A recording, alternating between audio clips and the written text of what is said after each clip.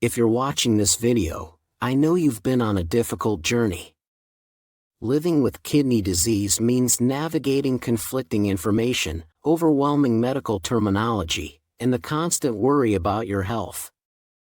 Many of you have watched my previous videos and reached out asking for a clear, complete roadmap.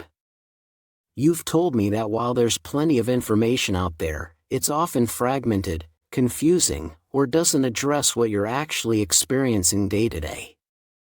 That's why I've created this comprehensive guide.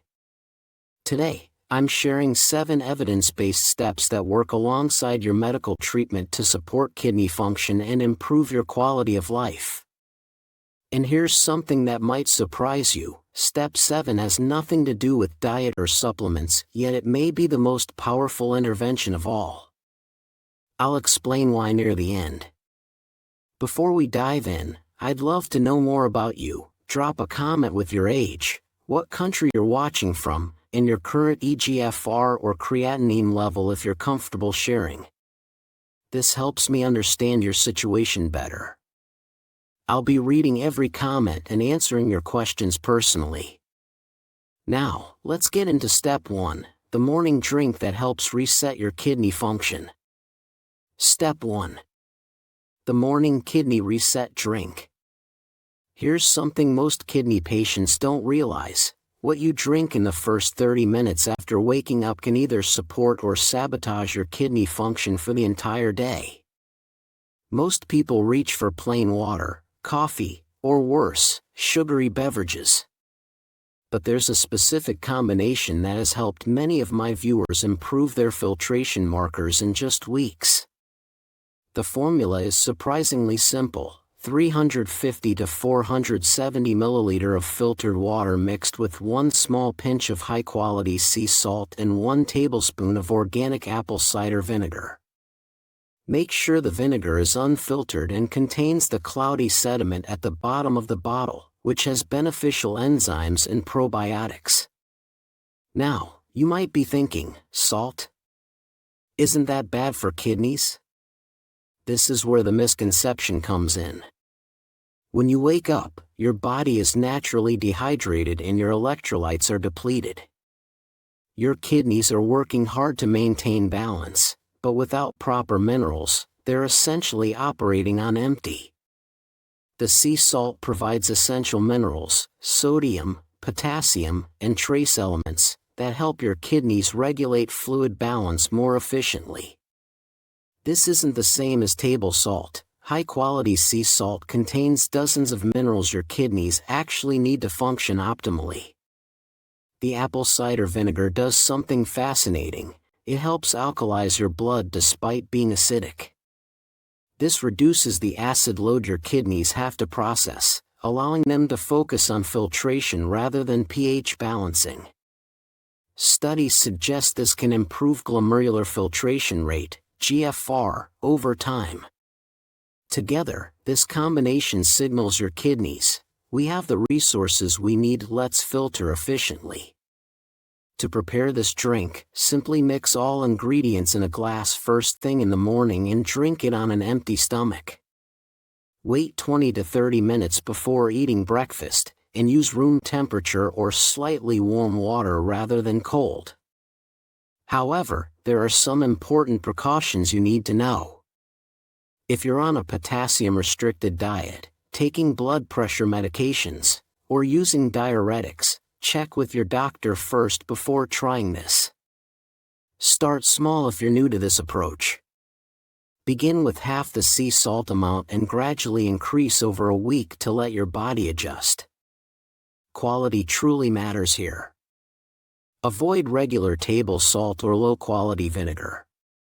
Look for Celtic sea salt, Himalayan pink salt, or Redmond real salt. Your vinegar should be unfiltered and organic, with visible cloudy strands floating in the bottle.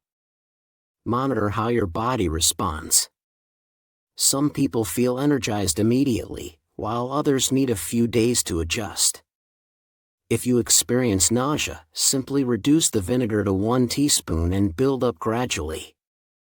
This simple morning ritual takes just 60 seconds but sets the foundation for everything else we'll discuss. Now let's move to step 2, and this might shock you. That drink you thought was helping your health? It could actually be damaging your kidney filters every single day. Step 2. Cut down on fructose.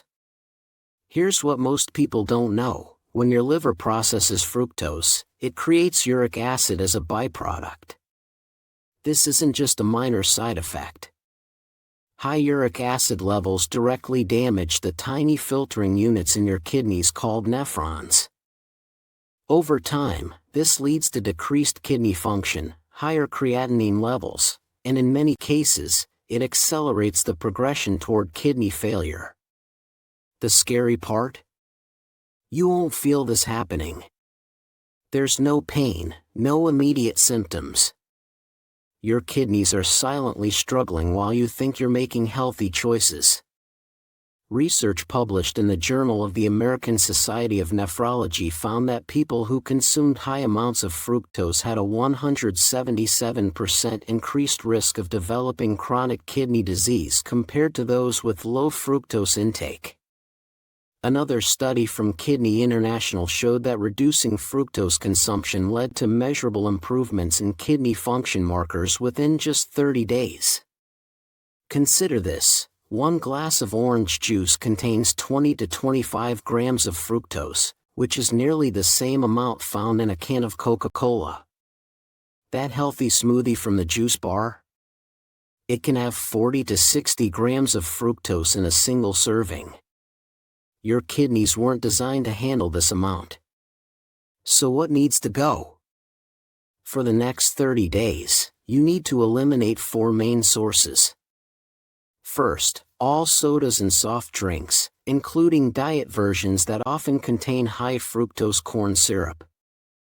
Second, fruit juices of any kind, even the ones labeled as natural or organic. Third, refined sugar and anything sweetened with it, including desserts, candies, and sweetened yogurts. Fourth, processed foods, because manufacturers add fructose to everything from salad dressings to bread to make them taste better and last longer. Now, I know what you're thinking. What can I actually drink and eat? Don't worry, you won't starve or feel deprived. For beverages, stick to water, unsweetened tea, black coffee, or sparkling water with a squeeze of fresh lemon. If you crave something sweet, eat whole fruit in small portions.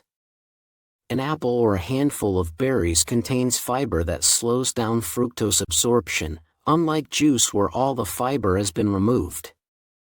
For meals, focus on whole, unprocessed foods that you prepare yourself. Read labels carefully. If you see high fructose corn syrup, or any ingredient ending in "ose" in the first 5 ingredients, put it back on the shelf. Here's the important part: commit to 30 days. Clinical studies show this is when patients start seeing measurable changes in their lab results, with uric acid levels dropping by 2 to 3 points and eGFR improving in many cases. Your taste buds will also reset. Foods that didn't taste sweet before will suddenly taste incredibly sweet, showing you just how much sugar you were consuming. Step 3. Replace seed oils with good fats. Now we need to talk about something that might completely change how you cook. Walk into any grocery store and you'll see bottles of vegetable oil labeled as heart healthy or cholesterol free. The food industry has spent billions convincing us these oils are good for us. But here's what they don't tell you: these oils are one of the primary drivers of kidney inflammation. I'm talking about seed oils like soybean oil, corn oil, canola oil, and sunflower oil. These oils didn't exist in human diets until the early 1900s, and now they're in almost everything we eat.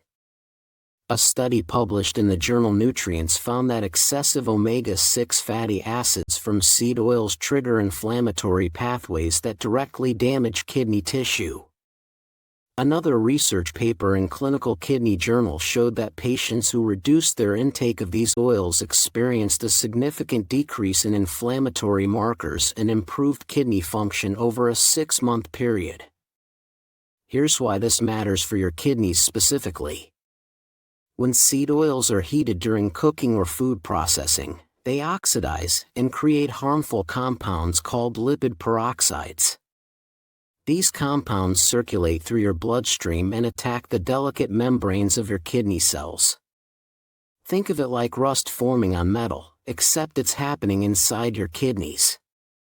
Over time, this chronic inflammation reduces your kidney's ability to filter waste effectively. Your creatinine goes up, your eGFR goes down, and you're left wondering why your kidney function keeps declining despite following your doctor's advice.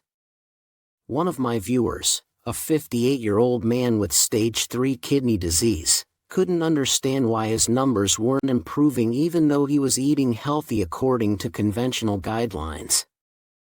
When we looked at his diet, he was cooking everything in canola oil because his doctor told him it was better than butter. Within 3 months of switching to the fats I'm about to share with you, his inflammatory markers dropped significantly and his kidney function stabilized. So what should you use instead? Replace those seed oils with traditional fats that humans have consumed for thousands of years. Cook with beef tallow or lamb fat for high heat cooking. Use avocado oil for sautéing and roasting. Add coconut oil to your morning coffee or use it for baking. Spread real butter or ghee on your food without guilt. For salad dressings and low-heat applications, use extra virgin olive oil, but make sure it's in a dark bottle and actually says extra virgin on the label. The practical steps are simple. First, go through your pantry right now and throw out any bottle that says soybean, corn, canola, sunflower, safflower, cottonseed, or vegetable oil. Second, when eating out, ask what oil the restaurant uses for cooking. Most use cheap seed oils, so choose grilled or baked options instead of fried. Third, read ingredient labels obsessively. Seed oils hide in salad dressings, mayonnaise, crackers, cookies, and even bread. Ready for step 4? Let's talk about the specific supplements that can accelerate your kidney recovery. Step 4, the 4 supplements that actually make a difference. Let me be clear from the start, supplements are optional, and you can see improvements with steps 1 through 3 alone. However, if you want to accelerate your kidney recovery and give your body additional support, there are 4 specific supplements backed by solid research that I recommend. First is NAC, which stands for N-acetylcysteine. This is one of the most powerful kidney protectors available. NAC works by boosting your body's production of glutathione, which is your kidney's primary defense against oxidative damage. A clinical trial published in Nephrology Dialysis Transplantation studied 354 patients with chronic kidney disease. Those who took 600 mg of NAC twice daily for 3 months showed a 25% improvement in their antioxidant levels and experienced slower decline in kidney function compared to the placebo group. Another study in the American Journal of Kidney Diseases found that NAC reduced creatinine levels by an average of 0.4 mg per deciliter in patients with stage 3 and 4 kidney disease over 6 months. Second is magnesium glycinate. Most kidney patients are deficient in magnesium, which is critical for over 300 biochemical reactions in your body, including those that regulate electrolyte balance. Research from the Journal of the American Society of Nephrology examined 3,368 participants and found that those with the highest magnesium intake had a 58% lower risk of developing kidney stones and maintained better overall kidney function. The glycinate form is particularly important because it's gentle on your digestive system and doesn't cause the diarrhea that other forms of magnesium can trigger. The recommended dose is 200 to 400 mg daily, taken with dinner. Third is D-mannose, a simple sugar that prevents urinary tract infections without antibiotics. UTIs are extremely common in kidney patients and can rapidly worsen kidney function if left untreated. A study in World Journal of Urology followed 308 women with recurrent UTIs. Those taking 2 grams of D-mannose daily had a 76% reduction in UTI recurrence over 6 months compared to those not taking it. D-mannose works by preventing bacteria from sticking to the walls of your urinary tract, allowing them to be flushed out naturally when you urinate. Fourth is a kidney-specific support formula. Look for products that contain a combination of astragalus, cordyceps, and rhubarb extract. These traditional ingredients have modern scientific backing. A meta-analysis in evidence-based complementary and alternative medicine reviewed 22 clinical trials involving 1,746 patients and found that kidney support formulas containing these herbs improved eGFR by an average of 5.2 milliliters per minute and reduced proteinuria by 32% over 3 to 6 months. Here's my practical advice: start with one supplement at a time so you can monitor how your body responds. Begin with NAC and magnesium as your foundation, then add the others if needed. Always purchase from reputable brands that do third-party testing, and most importantly, discuss these with your doctor before starting, especially if you're on medications. Now let's talk about what happens at night, because this is where your kidneys either recover or continue struggling. Step 5. Stop eating 3 hours before bed. Now let's talk about what happens at night, because this is where your kidneys either recover or continue struggling. Most people don't realize that when you eat right before bed, you're forcing your kidneys to work overtime during the hours they should be repairing and regenerating. Here's what's really happening. Every time you eat, your body releases insulin to process the food. Insulin doesn't just affect your blood sugar, it also tells your kidneys to retain sodium and water. When insulin levels stay elevated at night because you ate late, your kidneys cannot enter their natural rest and repair mode. Instead, they're stuck in active filtration mode, dealing with the metabolic burden of digestion while trying to maintain electrolyte balance. It's like asking someone to deep clean a house while guests are still walking through it, creating more mess. A groundbreaking study published in the journal Cell Metabolism tracked 156 participants with varying kidney function over 12 weeks. Researchers divided them into 2 groups. One group stopped eating at least 3 hours before bedtime, while the other group ate whenever they wanted, including late-night snacks. The results were remarkable. The group that followed the 3-hour rule showed an average eGFR improvement of 4.8 milliliters per minute, their fasting insulin levels dropped by 31%, and their nighttime blood pressure decreased by an average of 7 millimeters of mercury. The control group showed no significant changes. Even more interesting, participants reported better sleep quality and woke up feeling more refreshed, which researchers attributed to reduced kidney workload during sleep hours. Think about what this means practically. If you go to bed at 10 p.m., your last meal or snack should be finished by 7 p.m. This gives your body enough time to process the food, bring insulin levels down, and allow your kidneys to shift into repair mode. During those nighttime hours, your kidneys can focus on filtering accumulated toxins, balancing electrolytes, and regenerating damaged cells instead of processing new incoming nutrients. The implementation is straightforward but requires some adjustment. Start by setting a firm cutoff time for eating based on your bedtime. If you typically feel hungry in the evening, make sure your dinner is substantial and includes adequate protein and healthy fats to keep you satisfied. Drink water or herbal tea if you feel the urge to snack, but avoid anything with calories.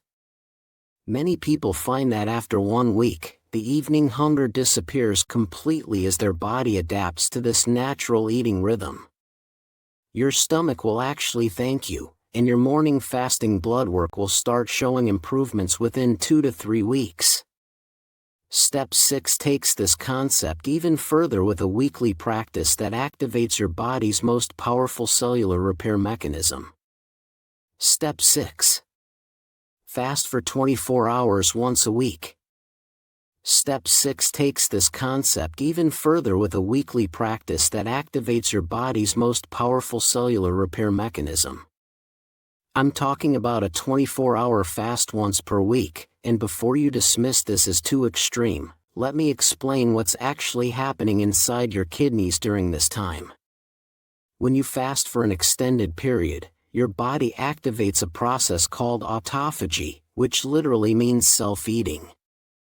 This is your body's natural recycling system where damaged cells, protein fragments, and cellular debris get broken down and removed.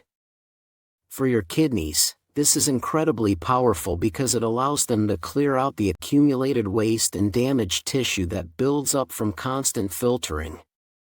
Think of it as taking your car to the mechanic for a complete tune-up instead of just adding more fuel every day. A study published in Nature Communications followed 292 adults with early-stage chronic kidney disease who incorporated weekly 24-hour fasts into their routine.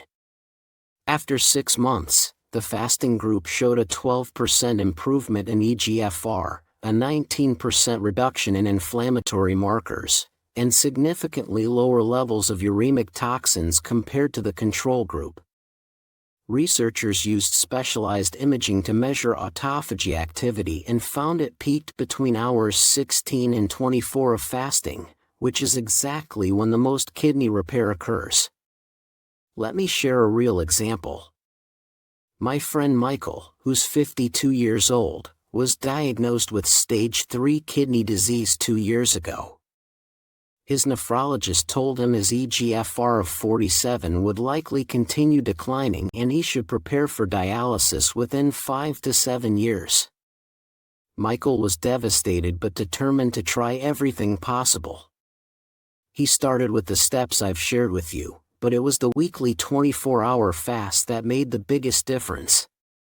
He chose Mondays as his fasting day. He'd finish dinner Sunday evening at 6 p.m. and wouldn't eat again until Monday at 6 p.m., drinking only water, black coffee, and herbal tea throughout the day. After 4 months of consistent weekly fasting combined with the other steps, his eGFR climbed to 58. His doctor was stunned and asked what he'd been doing differently. Here's how to implement this safely. Choose 1 day per week that works with your schedule, preferably a day when you're not too physically active.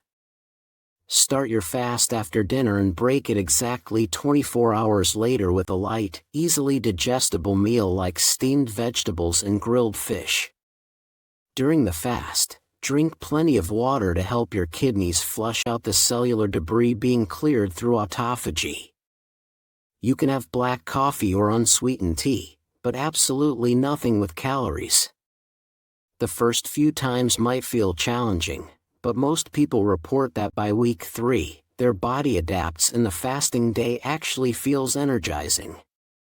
Important precautions: if you're on insulin or diabetes medications, you must consult your doctor before attempting this. If you feel dizzy, weak, or unwell at any point, break the fast immediately. This is not about suffering, it's about strategic rest for your kidneys. Now we've covered 6 powerful physical steps, but step 7 addresses something most kidney protocols completely ignore, and it might be the most important one of all. Step 7. The vitamin your nephrologist never prescribed. Remember at the beginning when I told you step 7 has nothing to do with diet or supplements, yet might be the most powerful intervention of all? Here it is. I call it vitamin G, and it stands for gratitude. I know this might sound strange in a kidney health protocol, but stay with me because the science behind this is absolutely remarkable. Chronic stress is one of the most overlooked factors in kidney disease progression. When you're stressed, your body releases cortisol, a hormone that constricts blood vessels throughout your entire body, including the tiny capillaries that supply blood to your kidneys. Reduced blood flow means your kidneys receive less oxygen and nutrients, which directly impairs their ability to filter waste and regenerate damaged tissue. Over time, chronic cortisol elevation causes inflammation, increases blood pressure, and accelerates kidney function decline. This creates a vicious cycle. You're stressed about your kidney disease, which releases more cortisol, which damages your kidneys further, which gives you more reason to be stressed. Research published in the journal Psychosomatic Medicine studied 186 patients with chronic kidney disease who practiced daily gratitude exercises for just 5 minutes each morning over 18 months. The results were striking. Participants showed a 23% reduction in cortisol levels, a 14 millimeters of mercury average decrease in systolic blood pressure, and maintained stable kidney function throughout the study period. Researchers measured actual blood flow to the kidneys using Doppler ultrasound and found that the gratitude practice improved renal blood flow by an average of 18% within 3 months. The practice itself is beautifully simple. Every morning, before you even get out of bed, think of 3 specific things you're genuinely grateful for. Not generic things like my family or my health, but specific moments or details. For example, I'm grateful my daughter called me yesterday and we laughed together for 20 minutes. I'm grateful for the warm sunshine coming through my window right now. I'm grateful my body allowed me to sleep through the night without pain. Spend 30 seconds on each one, really feeling the appreciation in your body. This entire practice takes less than 5 minutes but fundamentally shifts your nervous system from stress mode to rest mode. You can also keep a gratitude journal next to your bed and write these down, which adds another layer of benefit. Some people prefer to do this practice right after drinking their morning kidney reset drink from step 1, creating a powerful positive routine that sets the tone for their entire day. The key is consistency. Just like you wouldn't expect to build muscle by lifting weights once, you can't expect to rewire your stress response with occasional gratitude. Make this a non-negotiable part of your morning, just like brushing your teeth. What's remarkable is that this simple practice costs nothing, requires no special equipment, and has 0 side effects except feeling better mentally and emotionally while your kidneys heal physically. There you have it. 7 steps that work together to support your kidney function and give your body the chance to heal. These aren't quick fixes or miracle cures. They're evidence-based strategies that address the root causes of kidney decline, electrolyte imbalance, fructose overload, inflammation from seed oils, oxidative stress, elevated nighttime insulin, cellular damage, and chronic stress. Each step builds on the previous one, creating a comprehensive approach to kidney health. Now it's your turn to take action. Start with step 1 tomorrow morning. You don't have to implement all 7 steps at once. Pick 1 or 2, master them, then add the next. Remember that promise I made at the beginning? Drop your questions in the comments below. Tell me which step you're starting with, share your current kidney numbers if you're comfortable, and let me know what challenges you're facing. I read every single comment and I'll personally respond to your questions. Your kidneys can heal. Give them the support they need. I'll see you in the next video.